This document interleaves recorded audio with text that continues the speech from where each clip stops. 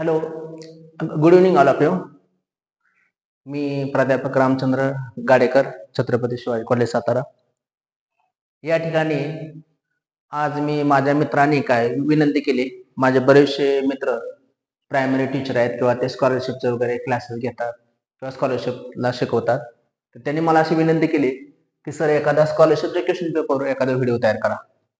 तर त्यांच्या विनंतीनुसार आज मी एक स्कॉलरशिपचे एक क्वेश्चन पेपर आहे की जो फेब्रुवारी 2023चा क्वेश्चन पेपर आहे इंग्लिशचा. तर ते आपण इथे चर्चा करतोय.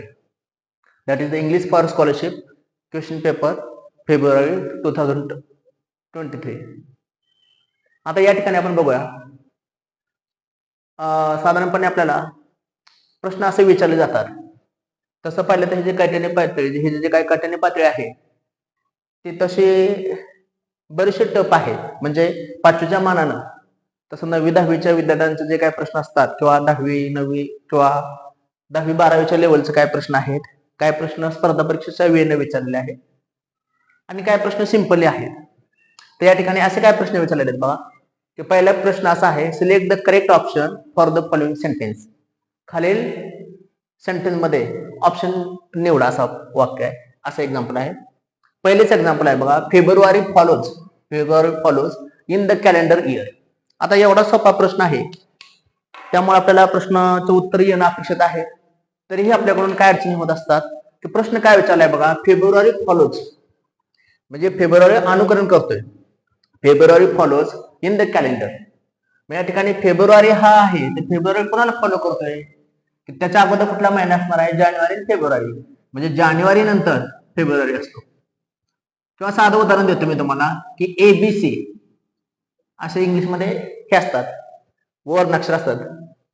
आता इंग्लिशमध्ये जे बाराखडे असते किंवा जे हे असतात वर्णाक्षर ABC, जर आपण असं म्हटलं की B फॉलोज A तर ते बरोबर आहे का? आपण काय कसं म्हणू शकतो की B फॉलोज A. जसं असं मला म्हणायचं की B follows A.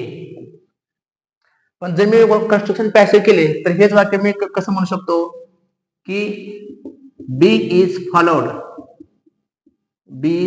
Bye C.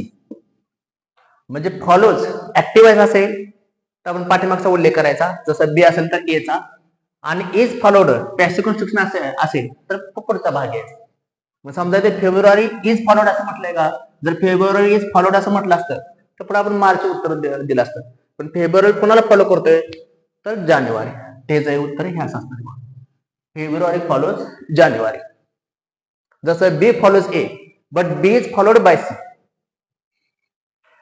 How many mistakes of capitalization are there in the following sentence? तिथे एक सेंटेन्स असं दिलेलं आहे पहा, Raju what a girl, Raju sed, हे अर्थ आहे sed. Raju sed what a girl like Smita working in a shop. असं एक्झाम्पल आहे. Raju sed what a girl like Smita working in a shop. आता या ठिकाणी किती कॅपिटलायझेशनच्या चुका आहेत, मिस्टेक्स आहे. तर पहिलं अक्षर तुम्हाला माहित आहे की डब्ल्यू हे कॅपिटल पाहिजे. कारण ज्यावेळेस राजू सेड म्हणतो त्यावेळेस इथं अवतरण चिन्ह दिलेले असतात, पण ह्याचा अर्थ आहे सेड असा आहे, त्यामुळे हे अवतरण चिन्हामध्ये असणार आहे. त्यामुळे इथं वॉट मधला डब्ल्यू हा शब्द कॅपिटल पाहिजे. नंतर एक्सक्लेमेटरी मार्क नंतर येणारा शब्द हा कॅपिटल असतो. जसं hurrah we have won the match किंवा hurray we have won the match. असं ज्यावेळेस आपण एक्झाम्पल पाहतो त्यावेळेस आपण त्या वाक्याचा विचार करतो. जसं वरचं मी पुसतो एवढं, हे तुमच्या लक्षात आलं असेल.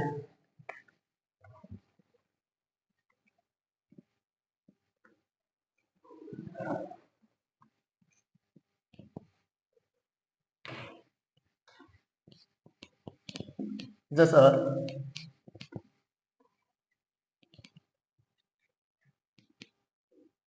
असं एक्झाम्पल आहे बघा, hurray hurray we have won the match. He said किंवा सी सेड. त्या ठिकाणी हुर्रे हा शब्द एक्सक्लेमेटरी मार्क नंतर पुढचा येणारा शब्द हा कॅपिटल असतो. त्यामुळे या ठिकाणी हा एक शब्द झाला, एक, दोन आणि स्मिता मधला एस कॅपिटल पाहिजे. 3 शब्द येत आहेत.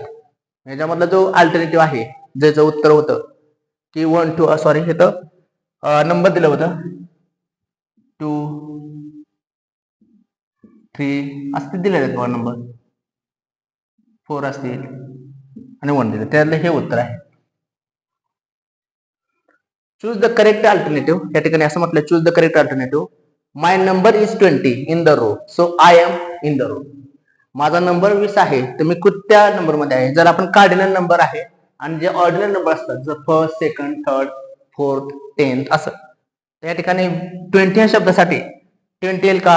नाही ना.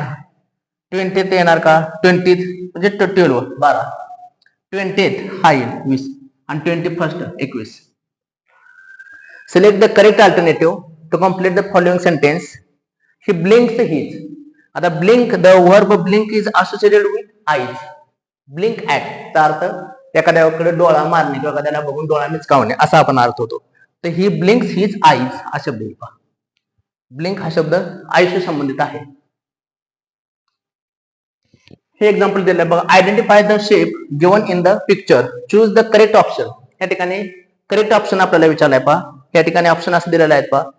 या ठिकाणी हे असं चित्र दिलेलं आहे पहा. हे चित्र कशाच आहे? ते चित्र शंकूच आहे, तुम्हाला माहित असेल. आता या ठिकाणी क्यूब आहे किंवा जर आपण स्पेअर आहे किंवा ट्रायंगल आहे हे शब्द दिलेले आहेत पहा. आता कोण ह्या शब्दाचा अर्थ आहे? शंकू. क्यूब ह्या शब्दाचा अर्थ आहे घन. स्पेअर ह्या शब्दाचा अर्थ आहे गोल आणि ट्रायंगलचा अर्थ आहे त्रिकोण. हे जे चित्र आहे ते कशाच आहे? तर कोणचं आहे पहा, शंकू. तुम्हाला माहित आहे क्यूब हे कसं असतं? तर साधारणपणे क्यूब हे आपण अशा रीतीने दाखवतो पहा.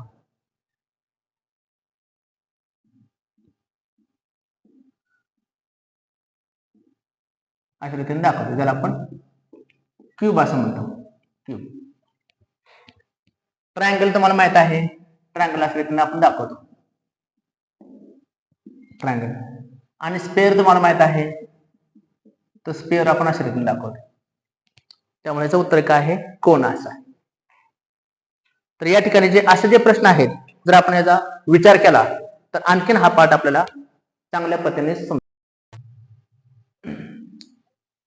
पहा या ठिकाणी पुढचा क्वेश्चन असा आहे पहा.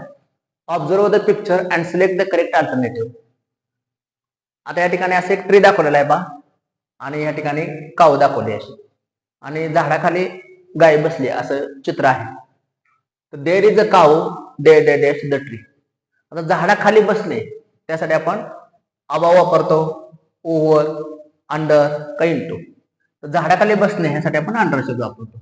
जसं I am in the class or the ceiling fan is over my head. डोक्यावर असेल तर ओव्हर वापरायचं, डोक्यापेक्षा उंच असेल तर अबाव वापरतो. The sky is above us, the sun is above us. आणि एखाद्या गोष्टी खाली असेल तर अंडर वापरतो. The cat is lying under the table. आणि त्यापेक्षा खाली असेल तर बिनीथ असा शब्द वापरतो आपण, की there are so many rocks found beneath the earth. मग या ठिकाणी अंडर इंटू कधी वापरतो? एका वातावरणातून दुसऱ्या वातावरणात जाण्यासाठी. For example she jumped into the well, she jump into the well. Over कधी वापरतो? ते एखाद्या गोष्टीवरून जाण्यासाठी. आणि अबाव एका गोष्टीपेक्षा उंच असेल तर या ठिकाणी अंडर शब्द बसेल. Choose the incorrect pair from the given alternative. Will नॉटचा कॉन्ट्रॅक्ट फॉर्म किंवा शॉर्ट फॉर्म हा वोंट असा होतो, हे बरोबर आहे. शाल नॉटचा शांत असा होत नाही, तर शाल नॉटचा हा शांत असा होतो. शालंट असा होत नाही, तर शांत असा होतो. लेटसचा लेट्स होतो आणि हॅव नॉटचा हॅवंट असा होतो. त्यामुळे हा शॉर्ट फॉर्म शिकवला. जसं इज नॉटचा इजंट, वॉज नॉटचा वॉजंट, वेअर नॉटचा वेअरंट अशा रीतीने. Find the correct alternative for the following sentence. They garment in the days. आता दे गारमेंट म्हणजे कपडे, ते कपडे विकतात कशामध्ये? सेलमध्ये असा अर्थ आहे. मग ह्या सेलचा अर्थ आहे विकणे आणि ह्या सेलचा अर्थ काय आहे? आता ह्यावरनं सेलवरनं बरेच शब्द आहेत पहा. हे शब्द आहेत पहा. सेल, हे सेल आहे, हे सेल आहे, हे सेल आहे. पहिला सेल हा काय आहे? वर्ब आहे की ज्याचा अर्थ आहे विकणे. दुसरा सेल हा शब्द नाउन आहे ज्याचा अर्थ आहे विक्री. हा शब्द वर्ब आहे याचा अर्थ आहे की पाण्यावरून जाणे किंवा पाण्यावरून प्रवास करणे, पाण्यावरून जाणे किंवा नावेतून जाणे, जहाजातून जाणे. Gandhiji had set sail to England. आणि या सेलचा अर्थ आहे, हे सुद्धा नाव नाही, याचा अर्थ आहे सेल असा होतो, पेशी असा पण असा अर्थ होतो, किंवा बॅटरी असा अर्थ होतो. या ठिकाणी आपल्याला काय सांगायचं आहे की ते मार्केटमध्ये किंवा ते कपडे विकत होते किंवा ते sell garment in the sale. त्यामुळे हा पर्याय बरोबर बसेल. They sell garment in the sale. असा आपण जर विचार केला प्रत्येक प्रश्नाचा तर आपणास काय अडचण येणार.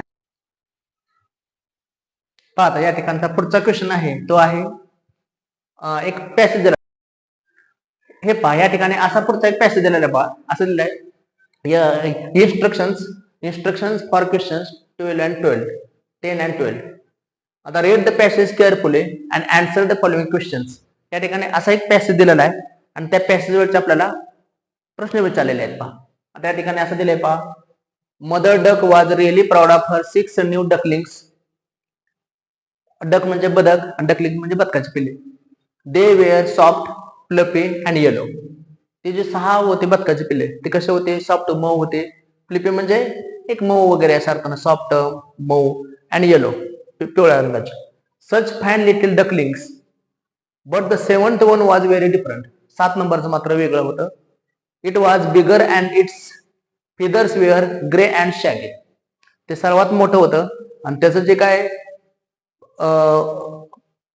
पिसं होती ते करडे रंगाचे आणि शॅगी म्हणजे थोडक्यात आपण काय म्हणू, एक जाडे बर्डे किंवा केसाळ.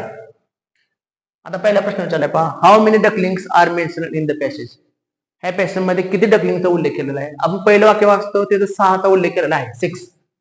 पण त्यानंतर आणखीन एखादा उल्लेख केलेला आहे, 7 असं म्हटलेलं आहे, म्हणजे 7 होते. त्यामुळे उत्तर असणार आहे 7 होते एकूण 7. Find the ordinal number mentioned in the passage. Cardinal म्हणजे 1 2 3 आणि ऑर्डिनल म्हणजे फर्स्ट, सेकंड, थर्ड, फोर्थ. मग या ठिकाणी ऑर्डिनल नंबर कुठला तर 6 हा कार्डिनल आहे, 7th हा ऑर्डिनल आहे, 1 हा कार्डिनल आहे, शॅगी हा ऍडजेक्टिव्ह आहे. Find the opposite of the word same from the passage. ह्या पॅसेज मधला सेमचा ऑपोजिट वर्ड शोधा. सेम म्हणजे सारखा, त्याविरुद्ध फाईन, शॅगी, डिफरंट आणि फ्लुपी. त्या ठिकाणी डिफरंट हा शब्द बसेल. बघा फाईन म्हणजे चांगला, शॅगी म्हणजे केसाळ वगैरे अशा अर्थानं, डिफरंट म्हणजे वेगळा आणि फ्लुपी म्हणजे मऊ. Choose the correct alternative to complete the following word chain of alphabetical order. आता या ठिकाणी पॅन शब्द आहे, PAN, इथं पेन आहे. आता ह्या ठिकाणी अल्फाबेटिकल, आता सगळ्या ठिकाणी प आहेत, पण प नंतर या ठिकाणी प्रत्येक ठिकाणी पीन स्पेलिंग चालू झाले, पण इथं ए आहे, इथं ई आहे, इथं यू आहे. यू च्या अगोदर कुठला अक्षर येणार आहे, ओ येणार आहे. या ठिकाणी पॉटर हा शब्द येईल, इथं पॉटर हा शब्द बसेल. पुढचा पहा 14. Choose the alternative for the sentence given below. Please give me 1 rupee note. आता इथं बऱ्याच लोकांचं आर्टिकल मध्ये कन्फ्युजन होण्याची शक्यता असते, कारण 1 आहे, जसं ऑरेंज असेल ऑरेंज, तर ऑरेंज आणि 1 हा शब्द आपण विचारतो. तर ऑरेंज ह्या शब्दाच्या अगोदर एन आर्टिकल येतं आणि 1च्या अगोदर ए आर्टिकल येतं. कारण का, तर ऑरेंज ह्या शब्दाचा उच्चार अ असं होतोय, AEIOU ह्या स्वराने सुरुवात होते ह्याची, म्हणून या ठिकाणी अ येते. इथे सुद्धा स्वराने सुरुवात होत असली तर उच्चार मात्र तसा होत नाही. उच्चार कसा होते, 1 रुपी नोट. व्यंजना म्हणजे जर आपण स्वर आणि व्यंजन असं म्हणतो, व्यंजनासारखा उच्चार होतो, ह्याचा स्वरासारखा उच्चार होतो, ऑरेंज. पण इथं 1 रुपी नोट. या ठिकाणी ए हे आर्टिकल येईल. Dash dash dash the plants regularly. Dash dash the plants regularly. प्लांटना किंवा वनस्पतींना किंवा झाडांना दररोज काय करा. फ्लो म्हणजे नांगरणे, प्रून म्हणजे छाटणी करणे, वीड म्हणजे तण काढणे, वॉटर म्हणजे पाणी देणे. या ठिकाणी कुठला शब्द योग्य बसतोय, तर वॉटर. म्हणजे वॉटर द प्लांट्स म्हणजे झाडांना पाणी द्या असा वाक्याचा अर्थ होतो. तर या ठिकाणी आपण बरेच काय क्वेश्चन पाहिले आणि स्कॉलरशिप मध्ये कसं प्रश्न येतात हे याचा आपण विचार केलेला आहे. अजून बरेच काय प्रश्न घ्यायचे आहेत, पण वेळ झाल्यामुळे आपण या ठिकाणी थांबूया. नंतर पुढच्या व्हिडिओमध्ये आणखी काय असे काय प्रश्न सोडून घेऊया आपण. थँक्यू.